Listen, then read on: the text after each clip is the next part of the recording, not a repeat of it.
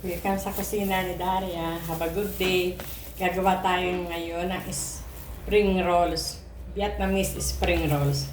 Bali, meron na tayong ito mga transparent na lumpia wrapper. Parang plastic yan. Meron din tayong shrimp. At meron din tayong chili garlic. Meron din tayong mga carrots, pipino, at sotanghon. Bali, meron lang umorder sa akin na isang customer ko na medyo, hindi lang medyo, talagang sosyal. Umorder siya ng pulutan. Ang gusto niya, medyo may anghang.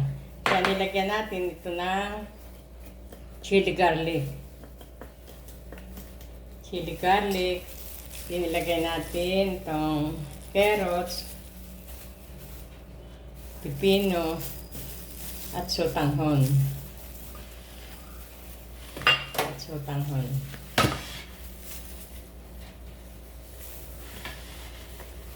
Yan. Bali, i-roll natin. Yan. Paganyan lang, simple lang.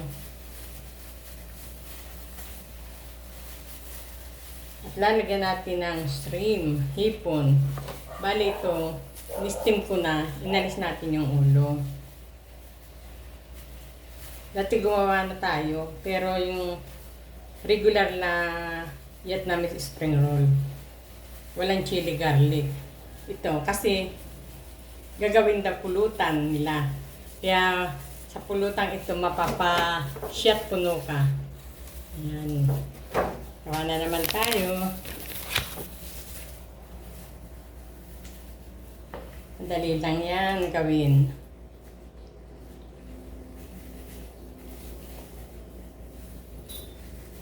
Ito, lagyan natin ng chili garlic,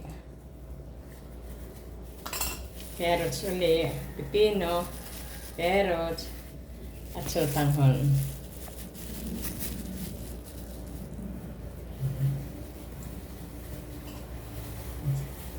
Mapapasyat puno ka dito pag ito ang maging pulutan.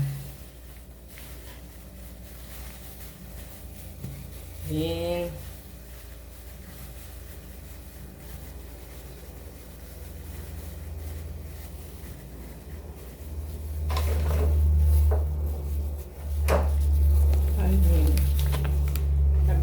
mabilis lang naman itong gawain.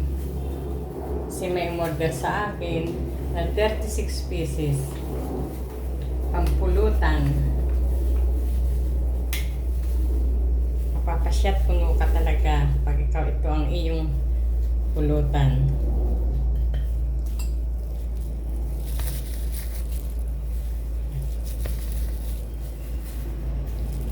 May sotanghon pa tayo.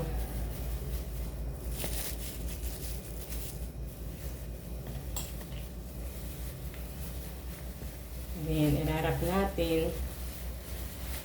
Lalagyan natin ng hipon. Yan.